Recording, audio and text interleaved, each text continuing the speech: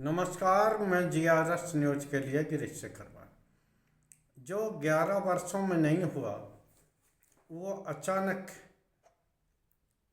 होने लगा है, यानी कि प्रधानमंत्री के असुरक्षित कार्यालय में भी आखिर नौकरशाहियों की खबरें कौन लीक कर रहा है और कौन है जो कि PMO कार्यालय को निशाना बना के देश के सत्ताधीश को चुनौती देना चाहता है। 11 वर्षों तक सत्ता की कोई भी बारीकी या कोई भी चीज लीक नहीं हुई, लेकिन अब एक एक करके इस तरह की खबरें सोशल मीडिया पर चल रही हैं जो ये बताने के लिए काफ़ी है कि भाजपा में सब कुछ ठीक ठाक नहीं। मोदी के प्रधानमंत्री काल के शुरू होने पर जिस प्रकार से अपने वफादार अधिकारियों को गुजरात से यहाँ लाया गया था, वो मात्र इसलिए ही था कि दिल्ली में बैठे लोग हो सकते हैं कि गुजरात के मुख्यमंत्री जो कि प्रधानमंत्री 2014 में बन गए थे को असफल कर दें। वहाँ जमी जमाई नौकरशाही हो सकता है कि उन्हें फेल कर दे, इसलिए वो अपने वफादारों को वहाँ से लाए थे और मीडिया मैनेजमेंट और उनकी जो मोदी साहब की जो PR एजेंसी सी है उसका भी काम जो अधिकारी देखते थे आज उनके ऊपर सवालिया निशान लग रहे। वो मीडिया जो कि गोदी मीडिया कहा जा रहा था, उसे गोदी बनाने में जिन्होंने सबसे ज़्यादा योगदान किया है, हिरण जोशी आज सवालों के घेरे में। आखिर क्या ऐसा हो गया जिससे कि PMO की वे दबी परतें अचानक खुलने लगी। वो महादेव ऐप गेमिंग कंपनी जो है वो भी चर्चा में आई, जो आपको ध्यान हो कि भूपेश बघेल जब मुख्यमंत्री हुआ करते थे और वहाँ छत्तीसगढ़ में विधानसभा के आम चुनाव हो रहे थे, तो किस प्रकार से इस महादेव ऐप तो जो मालिक दुबई में बैठे, किस तरह से ये आरोप लगा था बघेल पर। एक व्यक्ति भी गिरफ्तार हुआ था जिसने ये कबूला था कि उन्होंने 500 करोड़ रुपए मुख्यमंत्री को दिए। ये बात अलग है कि चुनाव जीतने के बाद महादेव ऐप और उस आरोपों का क्या हुआ ये पता नहीं लगा, लेकिन आज PMO के वही शीर्ष अधिकारी हिरण जोशी और हितेश जैन, इनका कनेक्शन महादेव गेमिंग जो कंपनी है जो दुबई से बैठकर संचालित होती है उससे जुड़ा और ये खबरें बाकायदा अखबारों और सोशल मीडिया की सुर्खियां बनी हुई। आखिर इन्हें कोई नौकरशाह, क्योंकि अधिकांश PMO में जो भी लोग हैं वो मोदी सरकार के वफादार हैं, व्यक्तिगत तौर पर मोदी या यूँ कहिए गुजरात लॉबी के वफादार हैं। इसके बावजूद भी अगर इस तरह की खबरें छन छन कर बाहर आ रही हैं, जिससे कि सत्ता शीर्ष को भविष्य में मुश्किलें खड़ी हो सकती हैं, तो क्या ये माना जाए कि भारतीय जनता पार्टी में भी एक काकस ऐसा है जो कि 2024 के बाद आए इस परिणाम को लेकर गुजरात लॉबी पर बार पलटवार कर रहा है। आखिर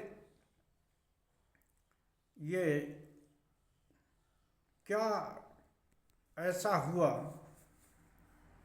जिससे कि निश्चित तौर पर सत्ता शीर्ष को परेशानी होगी।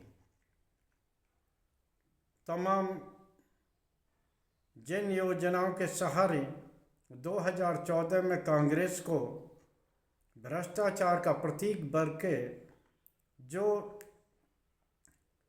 सरकार, मोदी सरकार सत्ता में आई और अब तीसरे कार्यकाल में भी लगातार वो रिपीट हो रही, क्या इसी तरह की खबरें अगर लीक होती नहीं, इसका खुलासा कई बार राहुल गांधी ने भी किया जब उन्होंने बताया कि उनको अधिकारियों ने ये सूचना दी, वो सूचना दी। तो क्या मोदी का अवैध पीएमओ अब दरक गया है, जो कि योजनाबद्ध ढंग से खबरों को लीक करा रहा है? इसमें कोई नौकरशाह हैं या भारतीय जनता पार्टी के ही कोई वो लोग हैं जो कि मोदी को अस्थिर करना चाहते हैं?